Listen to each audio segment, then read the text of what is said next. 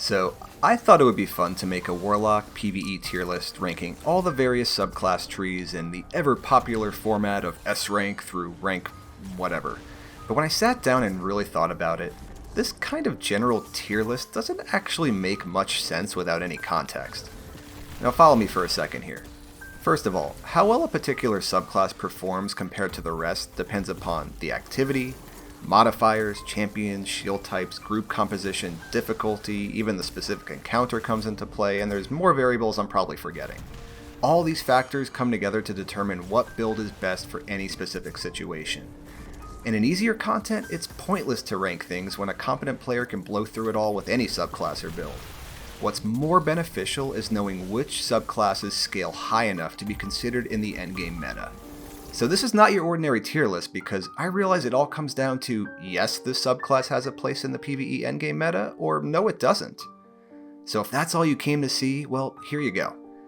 But if you want to hear my reasoning on why, the strengths of each tree, and the general builds and exotics I recommend, then stick around. And if you're new to the channel, do the YouTube thing, like, sub, yada yada yada, algorithm. Don't you yada yada over the best part? No, I mentioned the algorithm. When it comes to putting together an endgame PvE build, there are a few things to consider. I personally rate subclasses and their potential in these 4 areas. The first is ad clear or crowd control. Now I group these two together because they're essentially accomplishing the same thing. This could be in the form of Stasis freezing everything with its strong crowd control, or something like bottom tree Dawnblade with its unmatched AoE and ad clear. Because there's no need to control ads if they're all dead, am I right? The second is survivability. Many subclasses have passive damage reduction or healing built right in. The third is a good ability loop. Again, some subclasses have ability generators built right in, while others might need to rely on the help of an exotic. The fourth is single target DPS. The importance of this highly depends upon the particular activity or encounter in question. For instance, in something like the Templar fight, most of your damage comes from weapons, so something with an instant cast super is ideal. Whereas for Atheon, ability damage is amplified, so fusion grenade or even scatter grenade spam rules supreme. I'm taking all these factors into account. First, let's start with Stormcaller and top tree Attunement of Conduction. This subclass focuses on chaining lightning through both its melee and grenades. This used to be a much stronger class, but has suffered since the arc web was nerfed a while back. Transcendence extends the duration of your super to make it last a crazy long time, but only when cast with full grenade and melee energy, which is counterintuitive when you want to be spamming those abilities. And finally, Ionic Blink adds a teleport to the super. This is more of a PvP focused subclass. The ability engine with Arc Web is on the weak side, only returning about 5% of your grenade energy per proc. The AoE itself isn't the best, and the super is also one of the weakest in PvE with below average damage and low range. For this, it finds itself as one of the weakest PvE options, and I do not recommend building for it in the endgame. Next up is Middle Tree Arc Attunement of Control, aka Chaos Reach, aka... This is easily the strongest of the Arc subclasses in endgame PvE, with Ionic Trace providing a strong ability engine, a ranged melee with Ball Lightning, Pulse Wave granting you and your allies a speed boost when critically wounded, and of course Chaos Reach, which works for both ad clear or boss DPS, and you can cancel it early to save super energy, giving it a higher than average uptime. The strongest exotic pairing is Geomags, which greatly strengthens the super. But an argument can be made for Crown of Tempest, which gives you a better neutral game with insane ability uptime and also faster supers. Pulse grenades tend to be the strongest grenade pick in most cases, and I typically like to build this class out for max super uptime, which means you can go for high intellect and energy converter charged with light build, but on its own the subclass is already really strong, so you can go many different ways such as Elemental Wells and Font of Light, charge with light, high energy fire to strengthen your gunplay, and because of a good built-in ability engine, strong versatile super for both ad clear or single target DPS, it can be a solid choice in certain endgame situations. Finally, we have bottom tree Arc Attunement of the Elements, the Arc Buddy tree. The Rising Storm melee is a bit of a sleeper in that it greatly recharges your grenade, melee, and super energy. Landfall creates a giant lightning explosion when you cast your super, your rifts last longer, charge faster, and you also run faster when near allies. And of course we have the Sentient Arc Souls. This is another tree I think is better put to use in PvP, although it does have some potential in entry level endgame, but it quickly falls off as the difficulty ramps up. Arc Souls provide some additional firepower to you and your fire team, and you'll have them up nearly at all times due to how fast your rift regens. But the unsung star of the show is the Rising Storm melee, which when built around can generate a ton of super energy. I've been able to get my super back in 20 seconds, but because both the melee and super lack range, you need to expose yourself to get the most out of the subclass tree, it's really hard to recommend in harder content, so this one is a no. Next up is Dawnblade Top Tree Attunement of Sky. This is a really fun subclass, strong in both PvP and PvE, but it quickly falls behind in endgame PvE content due to the core of this class essentially asking you to float out of cover in the air. The Icarus dash movement ability is unmatched when it comes to speed and maneuverability. Heat Rises is a unique ability that lets you rain death from above.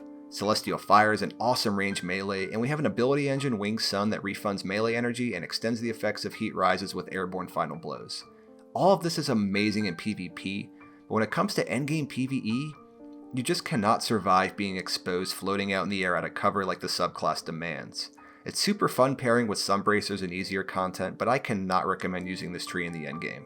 Dawnblade Attunement of Grace is the Well of Radiance tree and really needs no introduction. This is the shining example of endgame group dependence, so you almost always see at least one Warlock in a group running this tree. It provides unmatched survivability and firepower for the entire team with the Well of Radiance super. Even more survivability with Divine Protection, converting your grenade to heal and grant overshields, more firepower from the melee Guiding Flame empowering your whole fire team, and Benevolent Dawn is an ability engine which recharges all your abilities when empowering your allies. This tree has got everything going for it, and there are many ways to build it out. For something with a clear damage phase where fast supers aren't needed, Lunafaction boots are the play for the fast reloads, but more importantly the extra range, which lets slug shotguns dish out damage from up to 30 meters. But if you're somewhere you need to chain wells back to back, then Phoenix Protocol will get your super up the fastest. But we also have Boots of the Assembler to provide healing from range when your group needs to be more mobile. This subclass tree has everything already, so the rest of your build can be really whatever you want. So you can double down on survivability with Charge with Light, Protective Light, run Elemental Wells, really it's up to you. Obviously this subclass is highly recommended in many endgame situations, but it's not the end all be all. And its value is greatly diminished once you already have one in your group, which is why there is a place for more offensive-oriented subclasses to shine alongside it. Definite recommend. To round out the solar tree, we have Bottom Tree Dawnblade Attunement of Flame, which has been one of my favorite subclass trees to run after its recent buff. A major change happened to Igniting Touch, but for some reason Bungie has not updated the in-game tooltip. It should read, solar ability kills and kills on burning targets now cause targets to explode and burn other nearby enemies, who will also explode if they die while burning. This makes the tree the undisputed king of AoE and ad clear. One single solar grenade can wipe an entire room, and the chain can last as long as new enemies spawn in, get burned, explode, and cause more enemies to burn. The melee itself inflicts a burn, so you can use it to start the chain of explosions as well. We also have Phoenix Dive, which is an instant on-demand heal activated by holding crouch while in the air. And this can be activated off of a single jump, so you don't have to put yourself out of cover to activate it. Fated for the Flame and Everlasting Fire, turn the super into one of the longest lasting, best ad clear supers in the game, by not only adding Seeking to the projectiles, but also leaving a deadly streak of flames on the ground, and each kill will extend the duration of the super. When it comes to pure offensive firepower, Attunement of Flame is at the top of the mountain, and it even has a built-in uninterruptible heal for great survivability. The only thing it's lacking is a built-in ability loop, but that can be circumvented with Charge with Light or Well mods. I like to pair this tree with Dawn Chorus, which adds a burn and stacking bonus damage effect to the super, making it great for not only ad clear but also single target boss damage. It also extends the duration of all burn effects, refunds melee energy when enemies take damage from burns. For the rest of the build, I like to focus on getting my grenades back fast, so this could be either Charge with Light firepower or Elemental Wells. It's a definite recommendation for the endgame. Up next is Voidwalker's Top Tree Attunement of Chaos, another of my favorite builds to run. This tree is all about your grenades. The Entropic Pull melee grants 50% grenade energy just on hit. Chaos Accelerant lets you overcharge your grenades by holding the grenade button down. Makes them stronger, deal more damage, last longer in the case of Vortex Grenade. Bloom makes all of our void ability kills cause enemies to explode, and we have one of the best instant cast supers in the game, the Cataclysm Nova Bomb, which is great for both ad clear and single target damage. On its own, it seems like a slightly weaker version of Bottom Tree Dawnblade. That is until you pair it with Controverse Hold, which lets you infinitely loop your grenades, and you'll soon forget you even have weapons. When you overcharge a Vortex Grenade, it becomes the highest damage grenade in the game, but it also lasts long enough to proc Controverse Hold twice, which will just about regen your entire grenade at tier 10 discipline. Controverse Hold also grants damage reduction when charging our grenades for added survivability to the build. This is another fully self-contained build where you can pretty much run any different mod configuration you want. You can go for weapon damage with Charge with Light high energy fire, double down on more grenades with firepower, or lately I've been running with Elemental Wells for more grenade energy alongside Protective Light for more survivability. Definite recommend. Next up we have Middle Tree's Attunement of Fission, aka Nova Warp. This tree received another PvE buff recently, but it still finds itself struggling in endgame PvE content. Handheld Supernova has limited range. The melee is handy for pushing back enemies, but that's about it. Dark Matter is probably the best PvE focus perk, with void ability kills granting health and ability energy. And while Nova Warp got another damage buff for its bosses and champions, it's still a roaming super, so you won't be able to kill that overload champion before it regens its health. And for those reasons, I cannot recommend it for the endgame. Closing out Voidwalker, we have Bottom Tree Attunement of Hunger. This is another strong class in both PvE and PvP, all centered around the Devour perk, which you can activate with the melee or by consuming your grenade. All kills with Devour up will heal you to full. Insatiable extends the Devour effect with each kill and also recharges your grenade. We also have the Vortex Nova Bomb, which can do nearly as much total damage as Top Tree, but it's confined to where it lands, so it's not quite as good for ad clear without the Seekers. This is many players' solo subclass of choice. Devour makes it almost impossible to die if you keep getting kills, and with the built-in feedback loop, you'll always have a grenade to spam or eat to proc Devour. Nezarec Sin is probably the best exotic to pair with Bottom Tree, especially if you can utilize void weapons. Controverse Hole will give you added survivability while consuming grenades, and Skull of Dire Ahamkara will get you the highest super uptime. With the built-in ability engine, you have a lot of flexibility with the rest of the build as far as mods go. So again, you could be more weapon focused with Charge with Light, High Energy Fire, or double down again on grenades with Firepower or Elemental Wells. It's really up to you. Bottom Tree Void is a yes. Alright, that covers the light subclasses, which now brings us to Stasis. This section is going to be a little bit longer.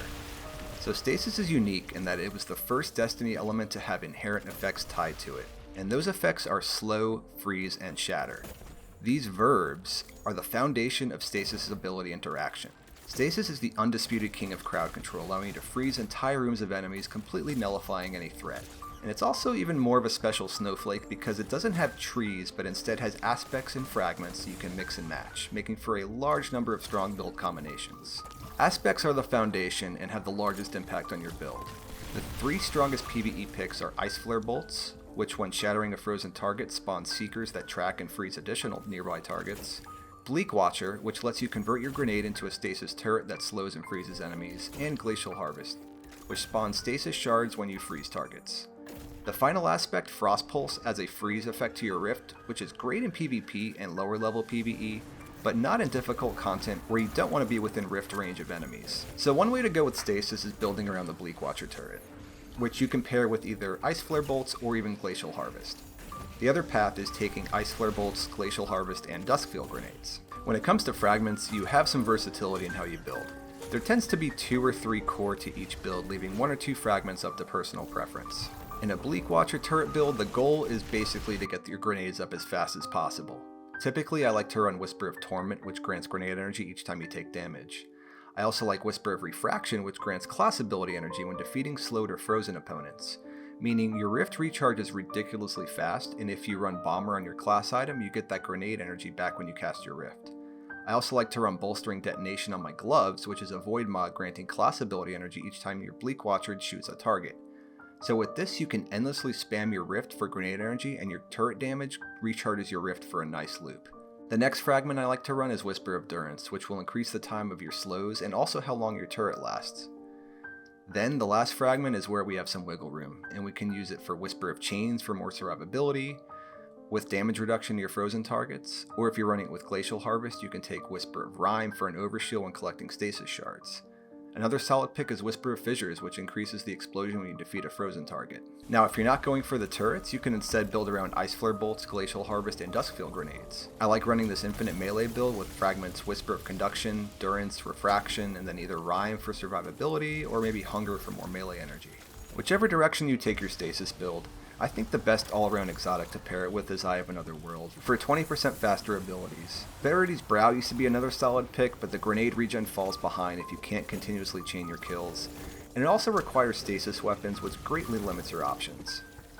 Another popular pick is Mantle of Battle Harmony, but this also restricts you to stasis weapons, but folks like to pair it with Acre's Scepter. You can also run Necrotic Grips, Fellwinter's Helm. There's a couple different ways you can play this. But when it comes to the rest of the build for Bleak Watcher turrets and Ice Flare Bolts, I like to roll with a Charge with Light build, which means 4 firepower mods and then 1 mod to become Charge with Light.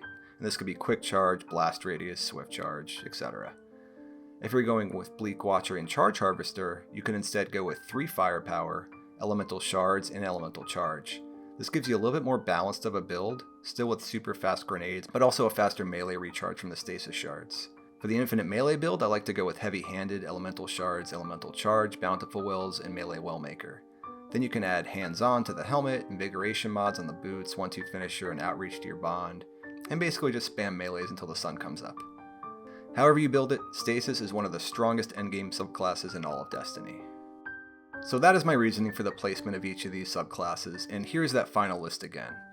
We have middle and bottom tree Dawnblade, top and bottom Voidwalker, middle tree Stormcaller, and Stasis, which all have a solid place in the endgame meta. The rest of the trees that don't make the cut are almost exclusively PvP focused, although coincidentally quite a few of the top PvE subclasses are also incredibly strong in PvP.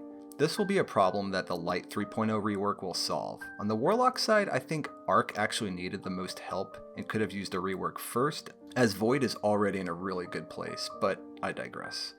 Thanks for watching. I'll see you on the flip side.